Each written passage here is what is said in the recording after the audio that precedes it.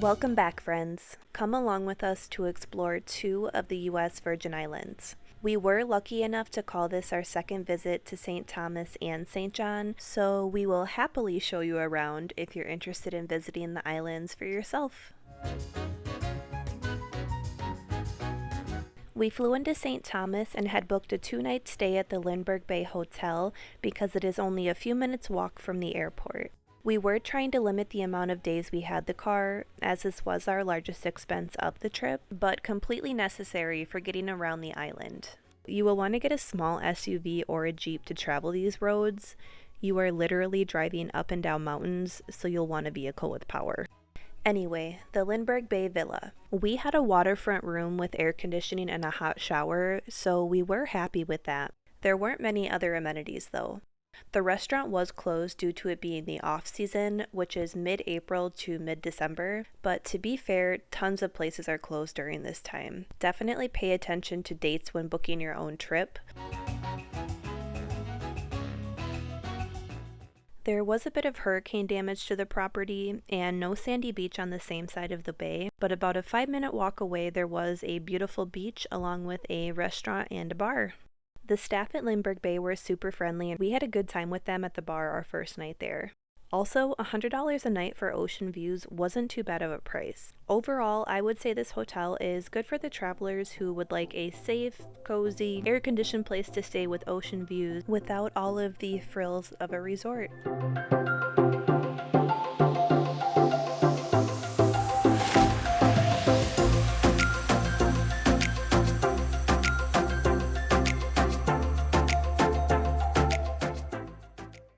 Our second full day on St. Thomas, we picked up our rental car and wanted to explore more of the island, so we decided to visit Brewers Bay. It's definitely more of a local spot rather than touristy, which we honestly prefer anyway. We did see a few turtles and stingray, but we just swam for the most part and took in the beautiful views.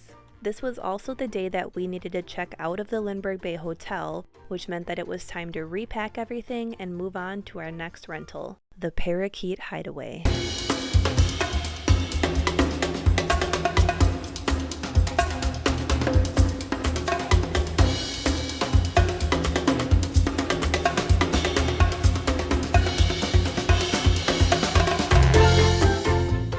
Our host greeted us with freshly squeezed passion fruit juice, along with a tour of the property. This was our favorite place that we stayed during this trip. It is an off-the-grid, solar-powered cabin located near Red Hook, and all of the water used for this unit is collected via rainwater. While staying here, we had access to a beautiful daybed and to their garden.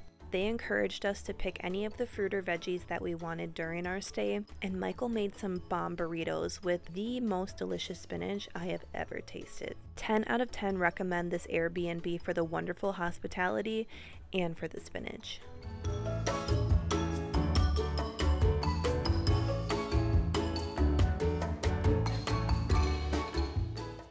The same day that we checked into the Parakeet Hideaway, we explored a bit of Charlotte Amalie. We walked and checked out a bunch of touristy shops, and walked some more, and some more, and some more.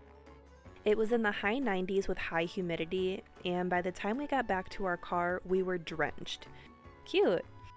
From there, it was time to head back to our Airbnb for the night, and we fell asleep to the most beautiful sounds.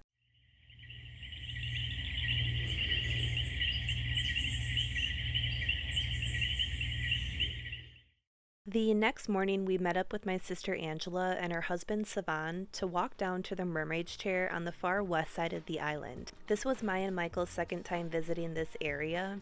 It is a strip of beach that has the Atlantic Ocean on one side and the Caribbean Sea on the other. To get to the Mermaid's Chair, we needed to park our car outside of the preserve at Botany Bay, which is a gated community that does not allow non-resident vehicles in. Once we checked in at the gates, we were given a map to help aid us down to the beach. Honestly, this seems a lot shorter this time. Oh yeah. Please shouldn't be hungover. But it's the way up that's gonna be hard. Yeah. Now you're tired. Does it look like it's not hard? It's not hard at all. Best day ever.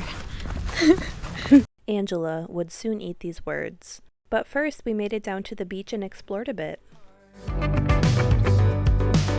I wanna celebrate.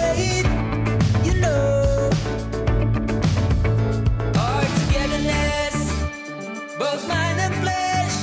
Only we know how it goes. We know how it goes. Our togetherness, both mind and flesh. We know how it goes. Way down low.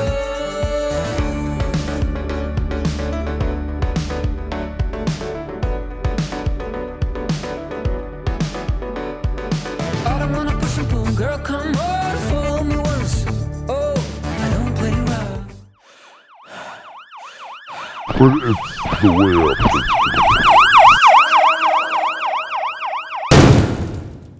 Okay, so we did make it back to the car okay, but it was brutal. The way down is easy, but the hike back up when the sun is blaring down on you, humidity is high, and the shade is sparse is when you think maybe, just maybe, I might die today. Michael and I hiked this same road 2 years ago and didn't learn a damn thing because we went during the worst time of day, again, and ran out of water way too early.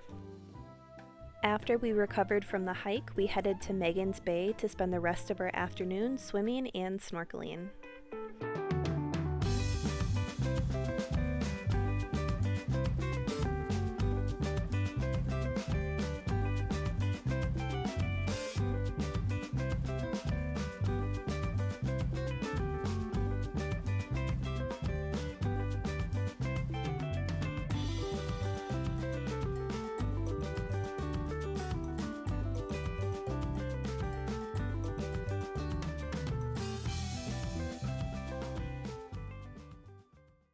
The next morning, we were all dragging from our adventures the day before. Michael and I pushed ourselves to go to Coki Beach, and it actually turned out to be our favorite place to snorkel. We saw tons of fish, which made for some really fun pictures.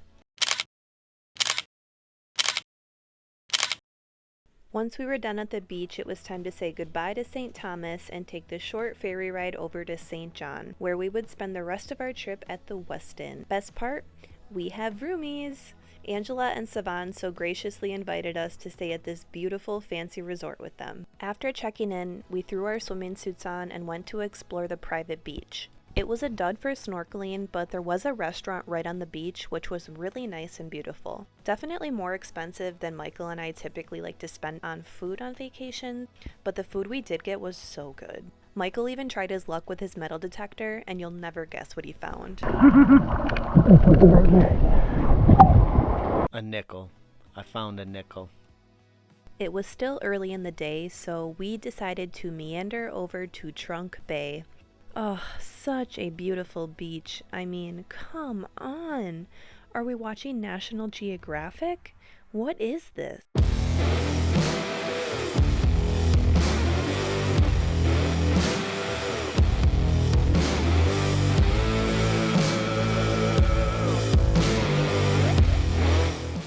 This is paradise. By the end of our first day on St. John, we were exhausted, but we were also so excited to share a villa with Angela and Savan. We had a few drinks and played card games most of the night.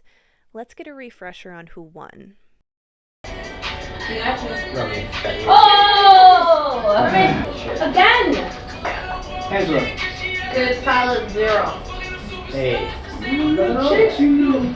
There's so many things. Came back. Yeah. It'll be okay. I would like everyone to play the song that reminds them of their significant other. I like that. Strip you? Everything in here? What? Like just anywhere, like you could just play when you're at the grocery store and you'd be like, God damn it. You have to. You'd have to. Okay. It's about to get Real deep in here. Oh, here we go. It's the only one I think that. Angela, 410. You have? Good job. Nobody cares for that one. Who won? The other one. What did we do? Got him. So I guess I won game night.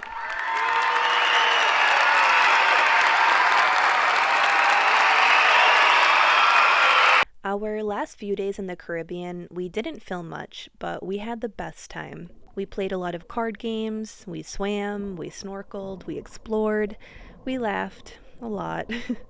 I am so happy to have these beautiful memories. Thank you for watching. Until next time, friends.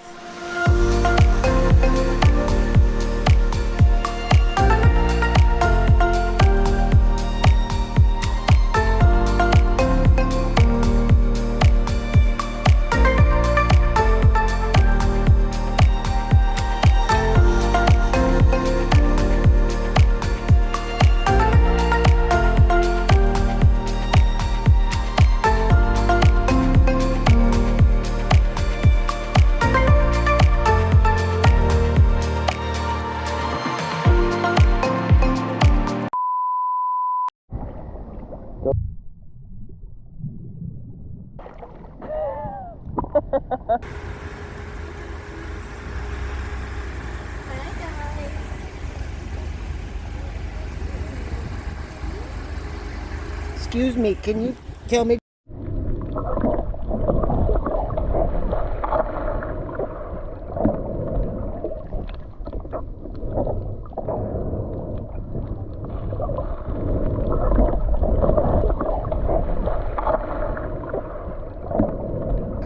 Where are we going?